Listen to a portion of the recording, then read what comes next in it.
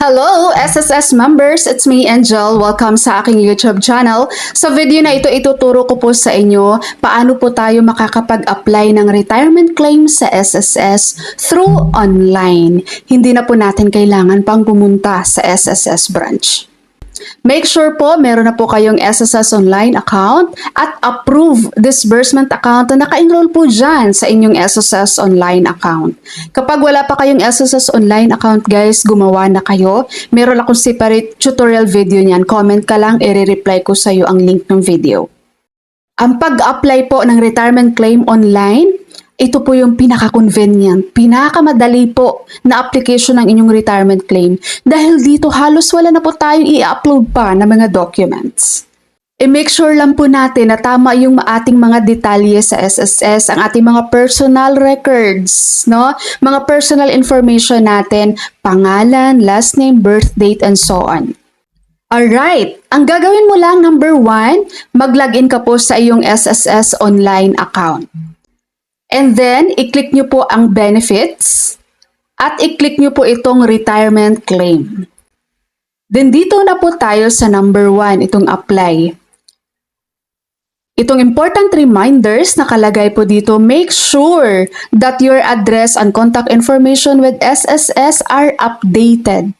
Kapag hindi pa po updated guys sa mga personal information nyo with SSS, punta po kayo sa SSS branch mismo, mag-update po kayo doon. Okay? So dito po sa box, ilalagay po natin dito ang date of separation. So itong sa date of retirement, no, 4 po ito na klase guys. Kapag ikaw ay employed, ang date of separation mo dito ay kung kailan yung separation mo sa company. Yun yung buwan na wala ka ng contribution. And then 60th birthday mo naman, 60 years old no, ang iyong date of separation. Kapag po ito yung matagal mo lang nabuo ang 120 months sa contributions, tas hindi ka na naguhulog, kumbaga naghihintay ka na lang kung kailan ka mag 60 years old. So yun yung iyong date of separation or date of retirement. At 65th birthday naman, ang iyong date of retirement. So ito yung regardless of your employment status guys, may trabaho ka man or wala. And the last one, ang iyong magiging date of retirement naman ay month after the semester of 120 months. Ito yung mga nasa retirement age na pero pinagpapatuloy pa rin hanggang sa mabuo yung 120 months. So ilagay mo lang dyan, date of separation, and then i-click mo ang proceed. The next naman, i-review mo po dito, lalabas dito guys yung iyong employment history. I-review mo yan, tingnan mo kung lahat ba yan ay recorded, lahat po ba ay posted ang iyong contributions. At kapag may makita kang discrepancy, let's say for example, ang isang company mo walang contributions, binabawasan ka naman ng hulog sa iyong salary. So ang gagawin mo nito guys, kailangan mong pumunta sa SSS branch for manual verification.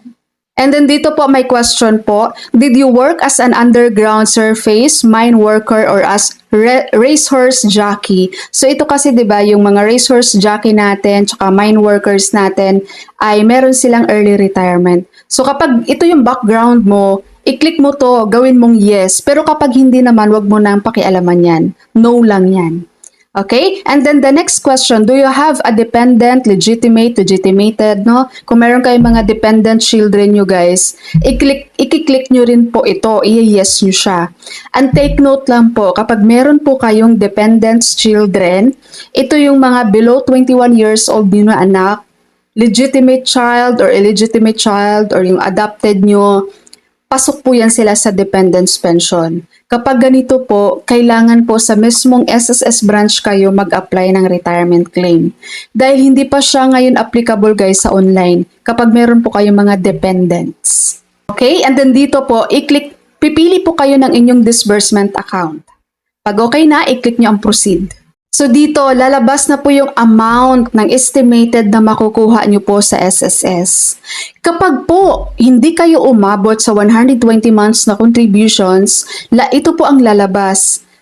Okay? Please be informed that you have less than 120 posted monthly contributions prior to the semester of your retirement. So for the reason, hindi po kayo qualified para magiging pension. Qualified lang po kayo for lump sum one-time cash payment. Makikita nyo rin po dito ang estimated amount ng makukuha nyo guys. Kapag ito po ay sa mga member na hindi pa nakaabot ng 120 months sa contribution sa. Ngayon po, kapag naisip nyo, hala gusto ko magiging pensyonado ako ni SSS, ayoko ng lump sum one-time cash payment.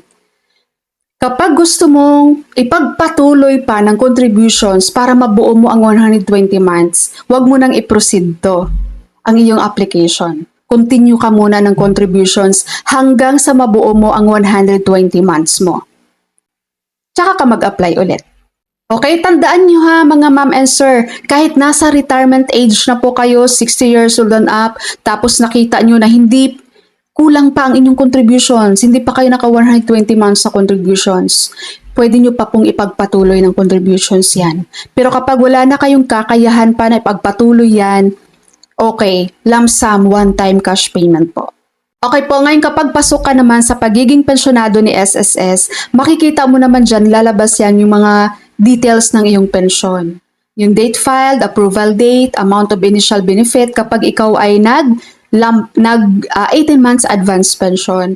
Makikita mo dito ang iyong total monthly pension, and then kapag nag 18 months advance ka, makikita mo dyan magkano yung payout mo, magkano yung bawas, discounted amount dun sa 18 months advance mo. So makikita mo yung mga details dyan, guys. Yan yung maganda kapag sa online ka nag-apply, kasi kapag walk-in ka, may ibang teller ng SSS na hindi dinediscuss kasi sa'yo. So dito sa online, makikita mo yan. Okay, and then i-click nyo po itong sa baba, I hereby certify, and click apply. And then, ito na po, completed na po siya. So, lalabas po dito, you have successfully submitted your retirement claim application to SSS on anong date, and then magkakaroon ka na niya ng transaction number. And dito guys, sa inquiry, makikita nyo po dito kung anong status niya, nakapending ba yan, yung retirement application nyo. At kapag naman po ikaw ay employed for the last 12 months, kumbaga yung the last 12 months mo guys, may mga hulog pa yan sa company mo. Kailangan pong i-certify ni employer ang iyong retirement claim. Kaya kapag nag-apply ka na ng retirement claim, nakapag-submit ka na, i-notify mo agad si employer nyo. Sabihin mo, ma'am, sir, send po ako, nag-apply ako ng retirement claim sa SSS through SSS online account, paki-certify naman po. Okay, ano lang yan ha, kapag employed ka po within the last 12 months, pero kapag more than 12 months ka na pong walang contributions as employed na status mo, okay na yon, hindi na kailangan ng certification yon. Kapag within 12 months lang po na meron ka pang contributions as employed. Na gets? So ito, kapag i-certify naman ng employer nyo guys, ito yung gagawin lang nila. Mag-login lang yan sila sa kanilang employer SSS online account, tapos i-click nila yung benefits, and then pupuntahan nila tong retirement. Tapos makikita nila dyan ang iyong application. Isi-certify lang po nila yan at marireceive na yan ni SSS. Reminder lang everyone, always check your registered email address for the retirement benefit claim application notice from the SSS. Mag-notify po sa inyo guys si SSS kung approve ba or na-reject, no, for anong reason. Kaya dapat updated po ang inyong email address sa SSS. Diba guys, napansin nyo kapag sa online application po kayong mag-apply ng retirement claim, halos wala ka nang kailangang i-upload. Hindi ka nga hingian dyan ng copy ng iyong ID nang i-upload guys. Kaya ang bilis-bilis lang kapag sa online kayo mag-apply kaysa mag-book-in po kayo sa SSS. Kaya ngayon pa lang, doon sa paparating pa lang na magre-retire guys, I encourage you, mabilis lang gumawa ng SSS online account. Kung gugustuhin nyo, magagawa nyo po yan. Right? So bago ko end ang ating video for today, ang mga products na to available po. Ang link nasa description ng aking video, lalo na sa naghahanap ng lotion. Alright, so that's all for my video for today. Thank you so much for watching everyone. God bless you.